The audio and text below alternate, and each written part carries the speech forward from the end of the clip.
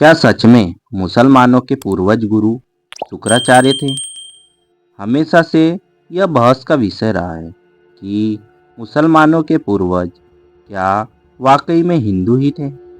दुनिया भर के मुसलमान चाहे इस सत्य को माने या ना माने, उनके रहन सहन के तरीके, उनकी मक्का मदीना की पूजा पद्धति, उनके पवित्र चिन्ह आदि उन्हें किसी न किसी तरह से हिंदू धर्म से जोड़ते हैं। हिंदू धर्म ग्रंथों के अनुसार असुरों के गुरु तथा महर्षि भृगु व असुर राज हिरण्यकश्यप की पुत्री दिव्या के संतान शुक्राचार्य ही मुस्लिम संप्रदाय के वास्तविक जनक थे।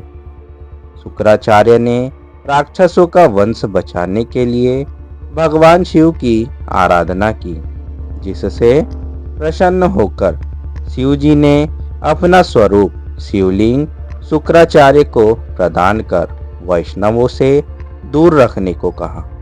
शिव जी का स्पष्ट आदेश था कि जिस दिन कोई भी वैष्णव इस शिवलिंग पर गंगा जल चढ़ा देगा, उस दिन राक्षस वंश का नाश हो जाएगा। शुक्राचार्य ने महादेव के स्वयं दिए शिवलिंग को भारतवर्ष तथा हिंदुओं से दूर रेगिस्तान में स्थापित किया, जिसे आज अरब देश में मक्का मदीना नाम से जाना जाता है। कि अरब देश का नाम शुक्राचार्य के पौत्र अरब के नाम पर ही पड़ा है। शुक्राचार्य मूल रूप से काव्य ऋषि थे और उनके सम्मान में मक्का मदीना के शिव मंदिर को काव्या नाम दिया गया था।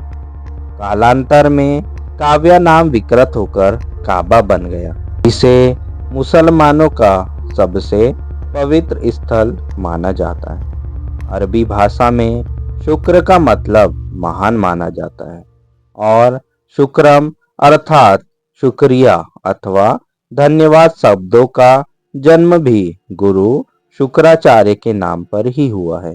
मुसलमानों का पवित्र जुम्मा शुक्रवार को मानने की वजह भी गुरु शुक्राचार्य ही है। रामायण के अनुसार शूर्पणखा का वध भी नहीं हुआ और वह गुरु शुक्राचार्य के आश्रम में ही रहने लगी। यह सबको पता है कि भगवान श्री राम के आदेश पर लक्ष्मण जी ने शूर्पणखा के नाक कान काट दिए थे और तभी से वह अपना चेहरा ढककर रहती थी। शूर्पणखा के चेहरे ढकने की परंपरा को अरब देश की औरतें आज भी निभाती हैं। अरब देशों के रेगिस्तान में तेज धूप होने की वजह से वहाँ के लोगों ने सिर ढकने के लिए टोपी पहनना शुरू कर दिया, जो आगे चलकर उनकी पूजा पद्धति में शामिल हो गया।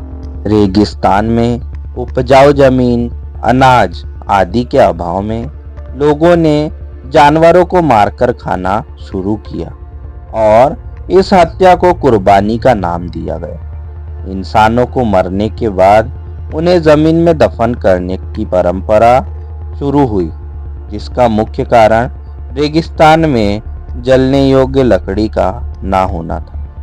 काबा में 360 मूर्तियां हैं, जिनमें शनि और चंद्रमा की मूर्तियां शामिल हैं। मुस्लिम इतिहासकारों के अनुसार इनमें से ही एक मूर्ति को अल्लाह का नाम दिया गया। शनि, चंद्रमा के अलावा सूर्य और अन्य ग्रहों की मूर्तियां होना इस बात का प्रतीक है कि काबा में नवग्रहों की पूजा की जाती थी। हिंदू धर्म आज भी नवग्रहों की पूजा करता है और यह माना जा सकता है कि मुसलमानों को नवग्रह पूजा सिखाना गुरु शुक्राचार्य का ही काम है। अर्धचंद्र को हिंदू धर्म में पवित्र माना जाता है, क्योंकि यह भगवान शिव के ललाट की शोभा बढ़ाता है। अर्धचंद्र चिन्ह का काबा में महादेव के प्रतीक पर होना इस चिन्ह को मुसलमानों में पवित्र बनाता है और इसे इस्लाम के झंडे पर स्थान दिया गया है। हिंदू धर्म के पवित्र शब्द ओम के संस्कृत रूप ओम को अगर शीशे में देखें तो यह अरबी भाषा में लिखे गए अल्लाह की तरह दिखता है। यहाँ तक कि मुसलमानों में पवित्र माना जाने वाला 786 अंक भी ओम से ही बना है। ध्यान देने वाली बात यह है कि कोई भी मुसलमान इस बात को स्वीकार नहीं करता है कि 786 अंक वास्तव में हिंदुओं का वैदिक प्रतीक ओम है। कोई भी मुस्लिम बुद्धिजीवी ये नहीं बता पाता है कि अगर 786 अंक ओम नहीं तो आखिर क्या है। मुसलमान मक्का मदीना जाकर काबा के शिवलिंग की 7 बार परिक्रमा भी करते हैं, जो बहुत पहले से चला आ रहा है। तो शुक्राचार्य ने यकीनन इस्लाम से पूर्व पैदा हुए अरब क्षेत्र के लोगों को हिंदू पूजा पद्धति सिखाई होगी। मक्का से कुछ ही दूरी पर एक बड़ा साइन बोर्ड लगा है, जिस पर लिखा है कि इस क्षेत्र में गैर मुस्लिमों का प्रवेश वर्जित है। साइन बोर्ड उस समय का प्रतीक माना जाता है जब इस्लाम की शुरुआत हुई थी, तथा यह भी अंदाजा लगाया जा सकता है कि शुक्राचार्य ने भगवान शिव की दी हुई चेतावनी पर अमल करते हुए इस मंदिर के क्षेत्र में हिंदुओं के प्रवेश पर प्रतिबंध लगाया होगा। जहां भगवान शिव का मंदिर होता है, वहां पवित्र नदी का पानी भी पाया जाता है।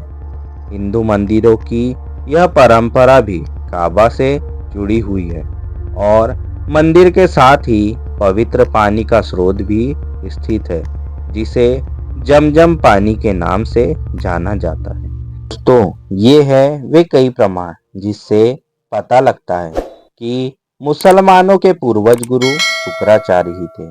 दोस्तों, वीडियो अगर आपको अच्छी लगी हो तो वीडियो को लाइक, हमारे चैनल को सब्सक्राइब और बेल आइकन पर क्लिक कर दीजिएगा। वीडियो को ज़्यादा से ज़्यादा शेयर करके कमेंट में हर हर महादेव जरूर लिखिएगा। हर हर महादेव दोस्तों।